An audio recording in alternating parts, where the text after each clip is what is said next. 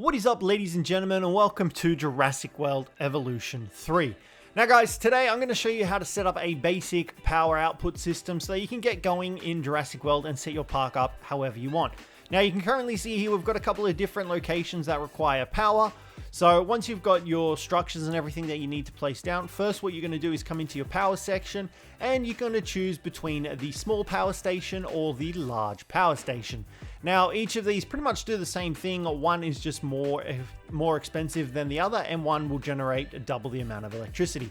So you can see here the small power station costs 50 grand and it generates 60 units of power. The large one costs $100,000 and it generates 120 units of power. For this video, we're going to use the large power station. We're going to plonk it just here, and we're going to make sure that it is linked up with our path system. So we're just going to chuck that there like that. And you can see we've got our power station ready to go. Now what you need to do is go ahead and grab your pylons, and from here this is how you will distribute your power across the park. So you want to try and set it up in a semi-decent sort of style so that it's not too obvious and it still looks nice, but this is how you essentially transport this power across your entire park. So once you've got your pylons laid out, you can see here this is our furthest place that requires electricity. What you're then going to want to do to link up to your pylons is you're going to want to grab one of the substations. Now you've got two substations here, once again, the large substation and the small substation. This difference between the two is just the amount of range that it will cover. So you can see here the small substation has this size of a circumference to cover the area, and the large substation obviously covers a much larger area. So it's entirely dependent on your needs, how big of a space you have, how much you want to power, that sort of thing. But let's just say for this sake, we're going to chuck it right here. This way it can still power everything over in this area. It's going to power this. You will then get a connection point for a pylon. All you need to do is hook that up to your main generator. So you can see this links all the way back over here to this station. And now these pylons are connecting everything all the way out to here, which is powering this structure right here now. Now you can see over here, we currently don't have any power coming over to here. All we need to do is just set up some more of the substations and they will get powered. You can obviously set these up right next to your substation as well to reduce the amount of pylons you've got going around your park. Depending on what your needs are, it's entirely up to you. So we're going to just chuck it right there for now, and we can hook it right up into that. And just like that, we've got our park now powered. So everything is powered.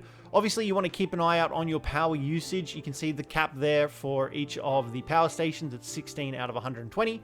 The smaller one is out of 60. So we could have definitely gone with a smaller power station for the time being. But as your park expands and gets larger, you will require more power. Now, there is one other aspect of the power you can look at as well, and that is the repeater substation. So if you hate the way that the pylons look, you want to get rid of them out of your park, which to be honest, I don't blame you can use the repeater substation. Now what this does is it repeats the power. So you can currently see here, it's not going to do anything, but the moment we move it into one of our substation areas, it will be able to get powered, and it will also transfer that power to anything inside of its circumference. So you can see here, if we chuck this bad boy right here, we've now extended our power without the use of pylons out into this territory. And we can do that again and continuously do that with these substations.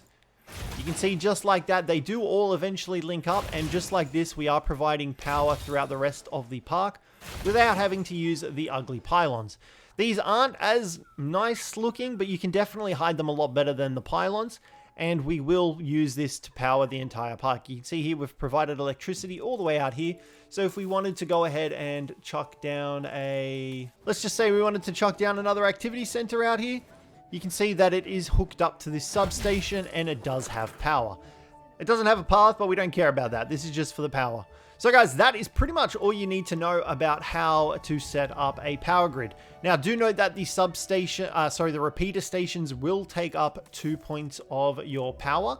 So just keep that in mind when you're going about building your parks, but that's a very easy way to set up the power section for your parks. Hopefully you guys enjoyed the video. If you did, don't forget to leave a like. Subscribe down below for more Jurassic World Evolution 3. But other than that, guys, thanks very much for watching, and I'll catch you in the next one.